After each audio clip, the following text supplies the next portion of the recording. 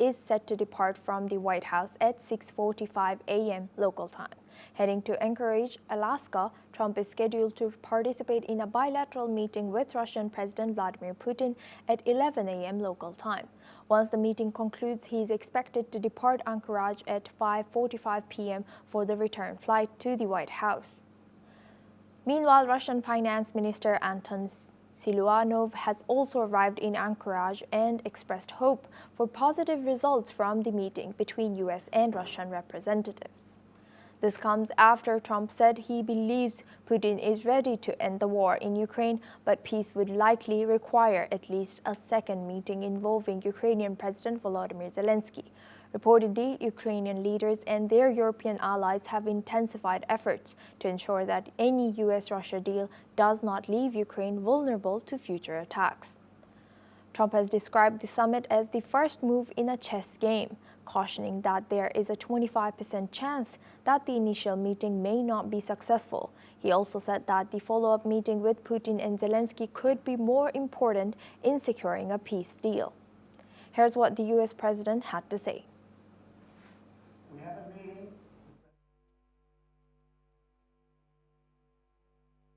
Second meeting that we're having. We're going to have a meeting with President Putin, President Zelensky, myself, and maybe we'll bring some of the European leaders along, maybe not. I don't know that it's going to be very important. We're going to see what happens. And I think President Putin will make peace. I think President Zelensky will make peace. We'll see if they can get along. And if they can, it'll be great. We're going to see what happens with our meeting. We have a big meeting. It's going to be, I think, very important for Russia, and it's going to be very important for us, and important for us only that we're going to save a lot. Meanwhile, U.S. Secretary of State Marco Rubio said he is hopeful about the talks and emphasized the need for security guarantees as part of any peace agreement. Let's listen into what Marco Rubio had to say.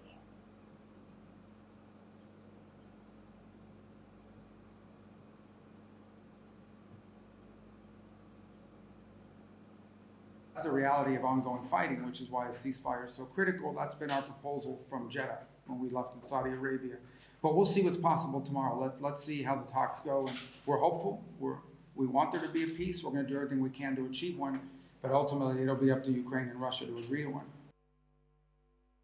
Well, to achieve a peace, I think we all recognize that there'll have to be some conversation about security guarantees. There'll have to be some conversation about, territorial disputes and claims and what they're fighting over. All these things will be part of a comprehensive thing. But I think the president's hope is to achieve some stoppage of fighting so that those conversations can happen. These are tiny technical things that take some time to work out. So to have a peace agreement between Ukraine and Russia, you will need agreement from both Ukraine and Russia.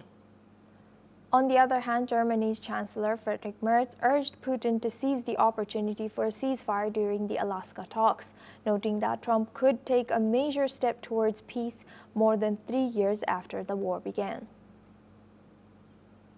Now for this discussion, we're joined by Dr. Satoru Nagao. He's a fellow at Hudson Institute, joins us live from Tokyo. Thank you, Dr. Satoru, for joining us today. Good to see you. Now, Trump claims he can judge the success of this summit within 2 minutes or within 5 minutes. How realistic is this approach in dealing with complex war diplomacy with Russia? When we analyze these meetings, maybe we need to analyze three actual interests. Firstly, United States, Russia, and Zelensky, Ukraine with Europe is the three actors.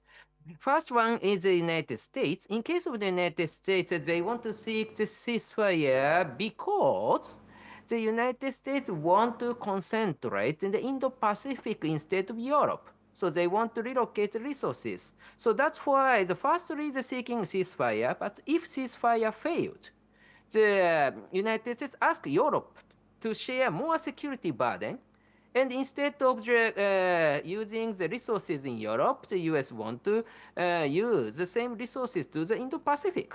That is their interest. And view from the Russia, what is the interest?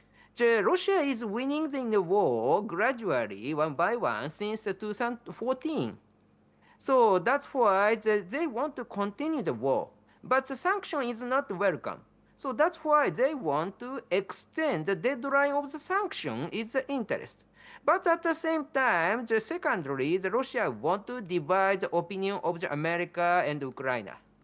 Because they want to talk with America only, and they do not want to talk with Ukraine or Europe. So they want to divide because there is a conflict between America and Europe is welcome for Russia.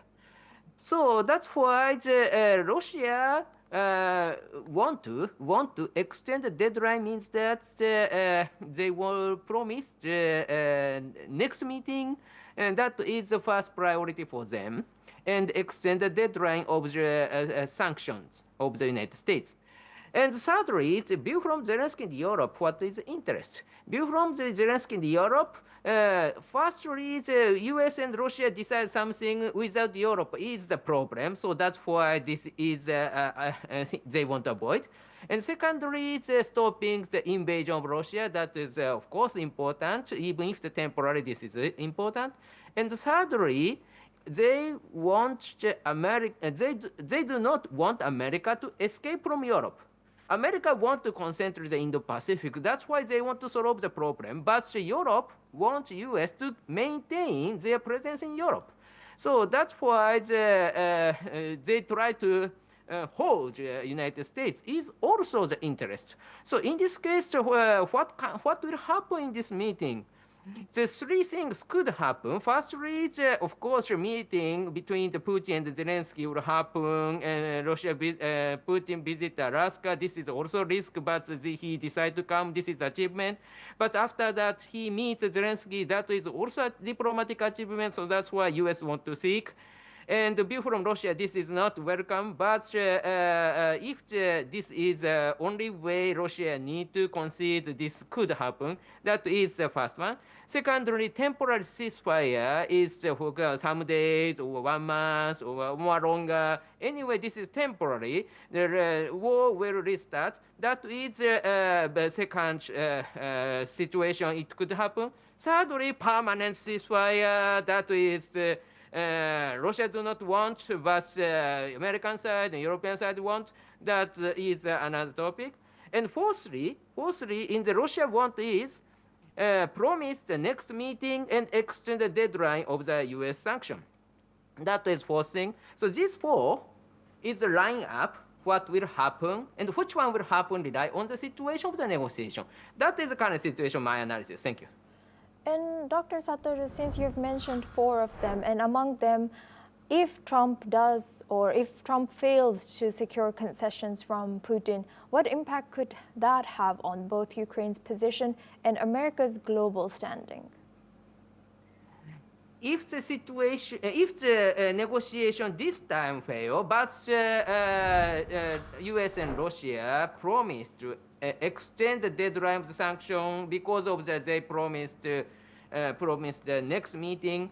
Still, there is a hope to conclude some certain people think, so that's why the situation is gradually just shameful for the United States, but still there is a hope, so that's why some certain number of the people support the U.S. move. So that's why this is relatively soft landing, but indeed this is Russia's favor.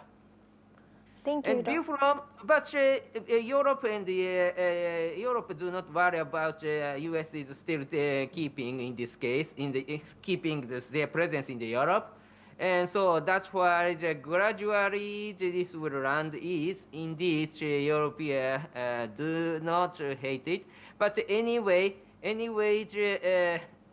U.S. asked Europe to share more security burden in this region, and they want to concentrate in the Indo-Pacific instead of Europe, I think.